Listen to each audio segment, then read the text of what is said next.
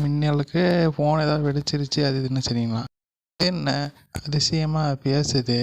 எப்போடான்னு தெரியற. உயிர் வந்ததுன்னு சொல்லி ஏன் குரல் எல்லாரும் பேசிகிட்டு இருக்க? ஆள் வச்சு பண்ண வழக்கம் இல்லாமல் தான் இப்படி ஒரு விஷயம் நடந்திருக்குன்றதை வெளியில் சொன்னால் என்ன ஆகும்னு வேறு தெரியலடா. ரொம்ப நாள் கழித்து பேசுகிறேன்னு ஒரே ஒரு ஃபோன் தான் போட்டேன். ஆனால் 2 பேரையும் ஒரு வழி ஆக்கிட்டாடா. என்னடா சொல்கிற? சாருக்கு இந்த படத்தில் ஹீரோயின்னு ஒருத்தங்க இருக்காங்க, அவங்கள தெரியுமா அவங்களுக்கு?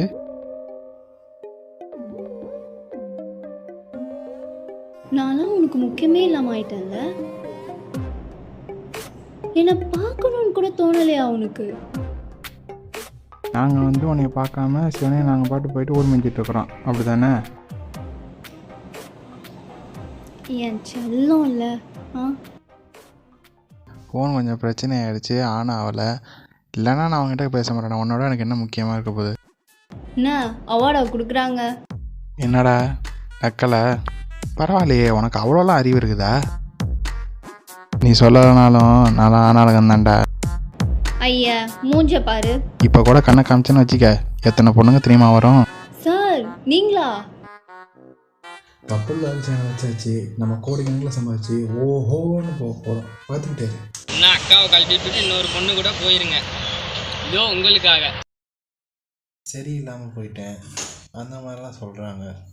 ஆனால் என்னால் ஒன்றும் புரிஞ்சிக்க முடியல. நீ உன்கிட்ட நல்ல விஷயமும் இருக்குது, கெட்ட விஷயமும் இருக்குது.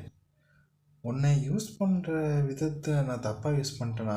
அடுத்து வர சமுதாயத்துக்கு டெக்னாலஜி தப்பு, ஃபோன் தப்புன்னு சொல்கிறத விட அதை எப்படி சரியாக பயன்படுத்தலான்னு சொன்னீங்கன்னா ஃபோனை வருங்காலத்தில் யாரும் தப்பு சொல்ல மாட்டாங்க. இப்போ எனக்கு எந்த வேலையும் கிடைக்கலன்னு வச்சுக்கேன், இருக்கிற செடியெல்லாம் எடுத்து அரைச்சி ஒரு பொருளாக்கி மார்க்கெட்டில் எடுத்து ஒரேடியாக பெரிய பக்காரம் ஆகிட்டா எப்படி இருக்கும் யோசிச்சு பாரு. நீ எல்லாம் அவரே நேரில் வந்தாலும் திருந்த மாட்டடா.